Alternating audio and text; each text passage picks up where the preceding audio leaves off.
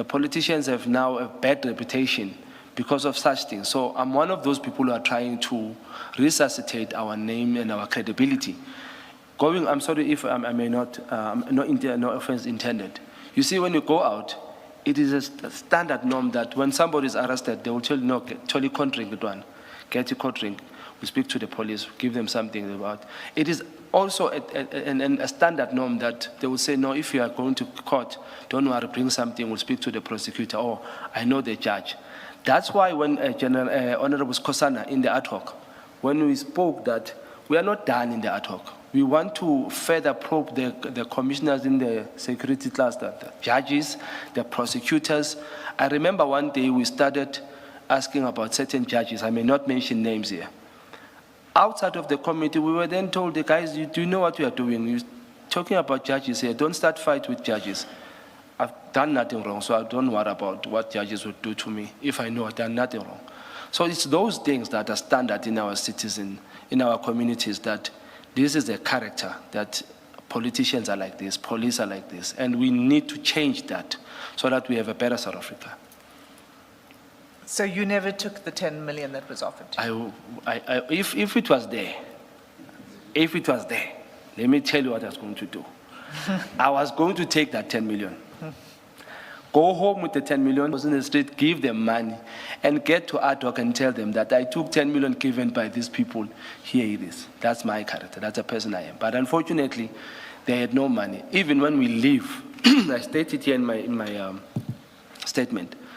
This Imran guy says, "No, Shongwe, don't worry. I see you're not quite happy. You get your chocolate when you get to Johannesburg. When I land at the airport, we'll meet at the airport. I'll give you a chocolate." Talks in that line. I was like, "No, don't worry. I'll take my chocolate in Joburg." So I was going to take it and make sure that I expose it, because the purpose that I wanted to know is why would Khan get me there? Why would they want me there if he's innocent? So. On the issue of the chocolates, it's in the next paragraph. I think we should just read it in because it mentions the names. If you could read that paragraph into the record.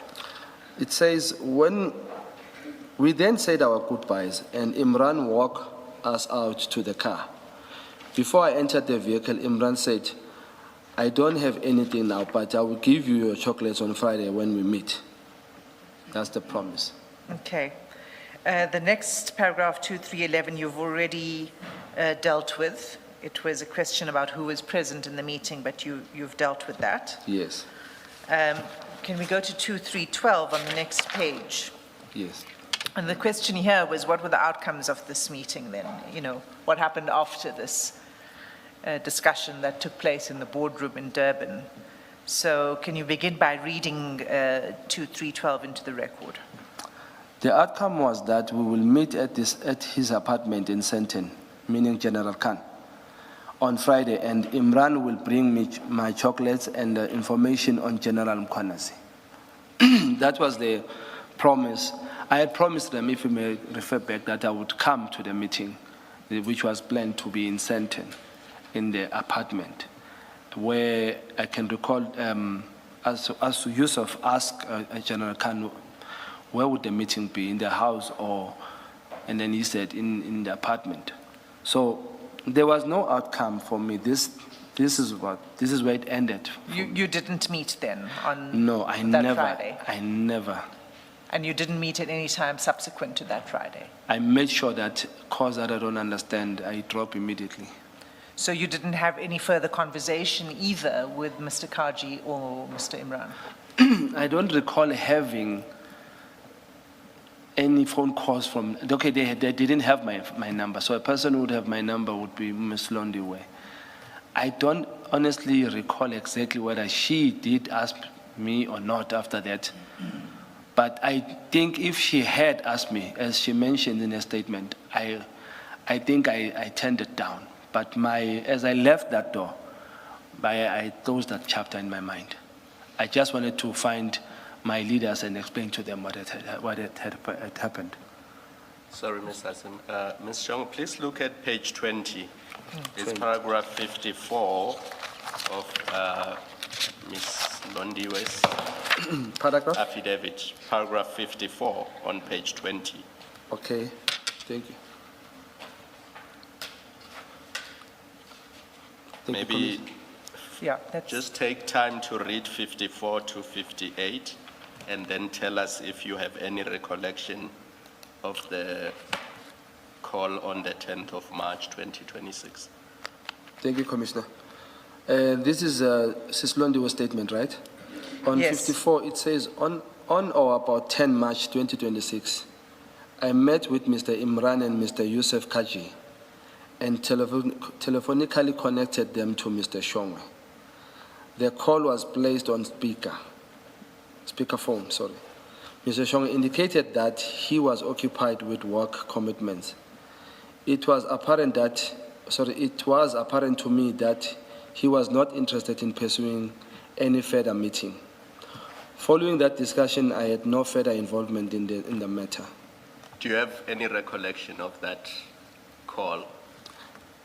Mhlonishwa, ngangibona lento le angikhumbuli nakancane, but I'm trying, my mind is failing me here because on the 10th of March, it was my birthday. And I don't recall which was I at work.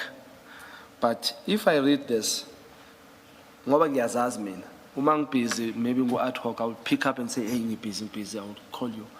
So I don't really recall ukuthi ngakhuluma nabo. Maybe I just dropped the call busy, and they were talking to me. So angiyibeki ngaphandle, angiyivumi, kodwa angiyikhumbuli nje nhlobo. But what I know is that bengingasayifuni kula madoda. But it's possible that her statement, the way she puts it here, is correct. The outcome of what she says here gives me lento ukuthi it is me here, because ngangasafuni lutho ngempela. So I can say it might have happened, but I don't have a clear recollection of yona lento le. Thank you. Yes. she says that she put the call on speakerphone. You don't recall any voices, recognized voices on? One thing I know for sure, I've never spoken to those guys ever again. She might have called me and spoke to me, and maybe she said, I'm putting you on speaker. I was not even listening, because you see, when I'm at work, it's a space like this, cameras are here. So you'll go on the phone. By the time you are going down, somebody's continuously speaking. So I might have missed that if it happened like that. But I know that I might have said to her, I'm not available, I'm committed, I'm busy at work. So if it happened, I was working on that day, it might have been like that. For that matter, I don't even recall what I did that day on my birthday, but I don't drink. So I don't know what happened to that day. Thank you. So the next paragraph 2.4 is in response to the question where you were requested to provide information about your discussions with President Zuma, Dudezane Zuma, and the leadership of the MK party, and their response to you relating this meeting to them and the details of this call with General Khan. Could you read that into the record? Are we on 2.4? 2.4. Yes. The following day, and which I think I must correct, I don't think exactly was it on the 9th? Can I ask you this? After this meeting on Yes. the 8th, did you fly back No, to I Cape didn't. Town, or did you remain in Durban? I remained. I Okay. remained, yeah. So I wrote here, the following day I met with President Zuma and Mr. Dudezane Zuma and recounted to them what had transpired in the meeting. As previously explained, President Zuma expressed surprise that this was the reason President Zuma expressed, where am I? President Zuma expressed surprise that this was the reason the meeting had been requested, as this had not been disclosed to him up front. He had only been informed that they wished to praise our work on the ad hoc committee, and many individuals do. Yeah. So you reported this to President Zuma and to Mr. Dudezane Zuma. Did you report it to anybody else? I went to my principals. President Zuma is my president in the party, and my elder, which I felt to respect him because these guys went to him. And then Dudezane Zuma is the member of the PTT, which is Presidential Task Team. So because of a certain relationship, I decided Sorry, to... just to be clear, Yes. Presidential Task Team within the political party. Within the political party, yes. Okay. So I had to tell them the story because I know Tutuzani understands these people. So I then decided, no, let me go tell them what happened for my protection in a way that I had a meeting with these two people, but when we got there, the subject of the meeting was then related to me as this. So the president did say, at first when I told him about these people, he kept on saying, okay, because when I said it, I said I was in a meeting where I was speaking with General Khan. So the president doesn't know General Khan. He met that guy once, even Tutuzani confirmed it. No, this guy has only met Ubaba Nakwana once somewhere in passing. So the president doesn't know Tutuzani. But when we spoke about these two guys, he said, oh, Amadota Wogwai. Yeah, baby figure that. That meaning Lamadota, those cigarette guys, oh, they came here, so what was wrong with that? So I then told the president, time for Nibizelo intention. This is when the president tells me, no, do the right thing. Go do your thing, uyiveze lento. So I got the blessings of putting uyiveze from my seniors. Okay. We just, did you report this to the committee, Now, the ad hoc committee? I wouldn't use the word reported. But when I went to the committee on that day, I spoke about it when I was questioning General Masemula. Can I just pause you there? That's because that's where I was going to go next. Can I take you to page